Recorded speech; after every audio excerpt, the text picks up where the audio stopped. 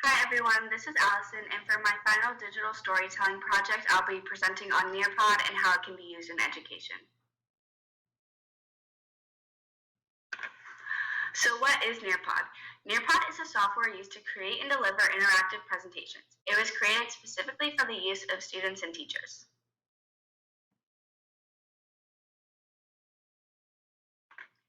In the classroom, Nearpod has many uses. First, teachers can give formative or summative assessments to check their students' understandings.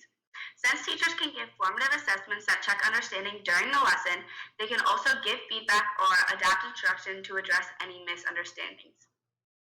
Next, Nearpod allows you to add dynamic media to the lesson, such as web content, 3D models, or simulations that enhance student learning.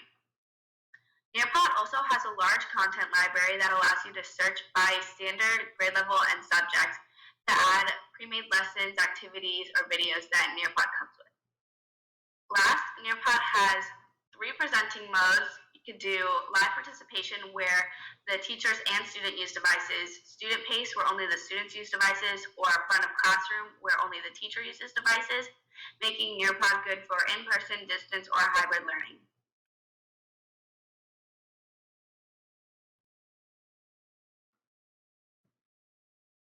For the classroom. So after you've made your account, we'll demonstrate how you can use this software to create lessons for the classroom. So after you've made your account, you go here to create a new lesson. And then add slides, you'll click here. So you can add either content or activities. So here's all the content that you can choose from. So for my first slide, I will do a basic slide where you can choose a theme and then edit the title. This will be presentation on Nearpod. And then you can add content here like text, video, images, or the animated images. So then you will save that slide and continue to add more content. So for my next slide, I will add a video. And then you can search here for what video you would like to add.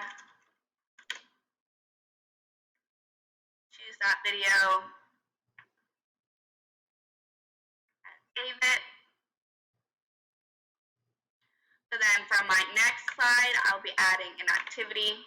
So here are the activities that you can choose from. I'll choose an open-ended question. So then you come up with a question here. So I'll do, how can you use Nearpod in the classroom based off the video on the previous slide, and save that. And then for my next slide, I'll add poll. And I'll choose the question, will you be using Nearpod in the future? And then you create answers. So for mine, I'll do yes or no. And then if you'd like to, you can add more answers. And then I'll save that poll. Then after you've added all the content and activities that you'd like to, you save the presentation. And then to present this lesson, you can either choose live participation or student pace. So live participation, the student and teacher will be going through the lesson at the same time, and the teacher can see the students' answers. And then for student pace, the students will be going through it on their own devices at home or in the classroom, and the teacher again can see the students' answers. So for this demonstration, I'll do live participation. So then it'll give you a code to give your students. And then you will go through the lessons. Play the video. Introducing Nearpod. And then once the students type their answer in for the question, it'll show up here and show you how many people have participated. And it'll also show you the answers to the poll.